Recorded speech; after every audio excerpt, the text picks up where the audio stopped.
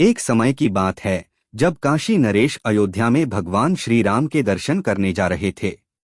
मार्ग में नारद जी ने उन्हें रोककर कहा, जब आप श्री राम के दरबार में जाएं तो सभी को प्रणाम करें, परंतु विश्वामित्र जी को न करें।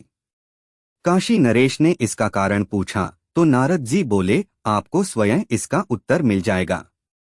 काशी नरेश ने राम दरबार में प्रवेश किया और सभी को प्रणाम किया, लेकिन जैसा कि नारद जी ने कहा था, उन्होंने विश्वामित्र जी को प्रणाम नहीं किया। यह देखकर विश्वामित्र जी अत्यंत क्रोधित हो गए। उन्होंने श्री राम से कहा, भरी सभा में काशी नरेश ने सबको प्रणाम किया, परंतु मुझे नहीं। यह मेरे अपमान का प्रतीक है।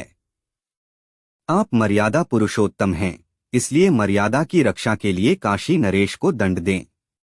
भगवान श्री राम बोले, गुरु का अपमान मेरा अपमान है। मैं प्रण करता हूं कि आज सूर्यास्त से पहले काशी नरेश का वध कर दूंगा। यह सुनते ही काशी नरेश भयभीत हो गए और शीघ्र ही नारद जी के पास पहुंचे। उन्होंने श्री राम के प्रण की बात बताई और उनसे रक्षा का उपाय पूछा। नारद जी ने कहा, तुम माता अंजना के पास जाओ और उनसे अपने प्राणों की रक्षा का वचन ले लो।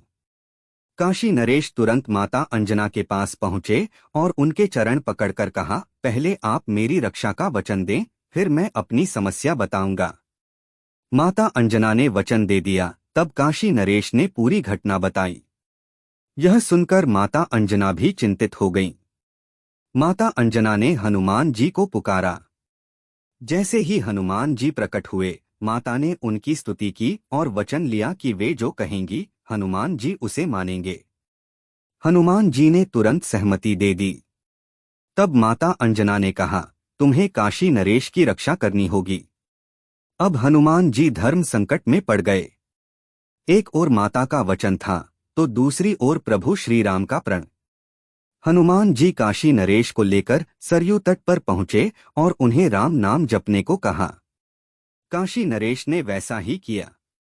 इधर भगवान श्री राम ने अपना पहला बाण छोड़ा, लेकिन जैसे ही बाण काशी नरेश के पास पहुंचा, हनुमान जी ने उन्हें राम राम का जप करने को कहा। राम नाम की महिमा से वह बाण उनकी परिक्रमा करके वापस लौट आया। श्री राम ने दूसरा बाण छोड़ा, तब हनुमान जी ने काशी नरेश को सीताराम सीताराम का जप करने को कहा। इस बार भी बाण उनकी परिक्रमा करके लौट आया।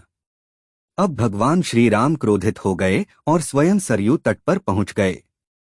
उन्होंने घोषणा की, आज मैं काशी नरेश के साथ हनुमान को भी प्राणदंड दूंगा।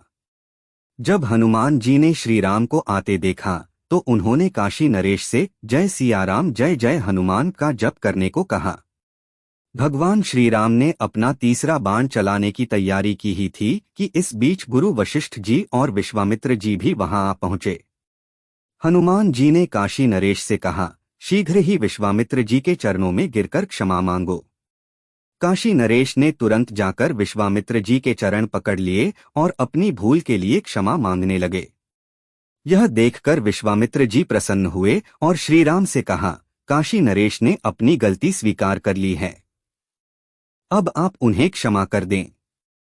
भगवान श्री राम ने अपने बाण वापस ले लिए और हनुमान जी की भक्ति तथा राम नाम की महिमा को देखकर प्रसन्न हुए।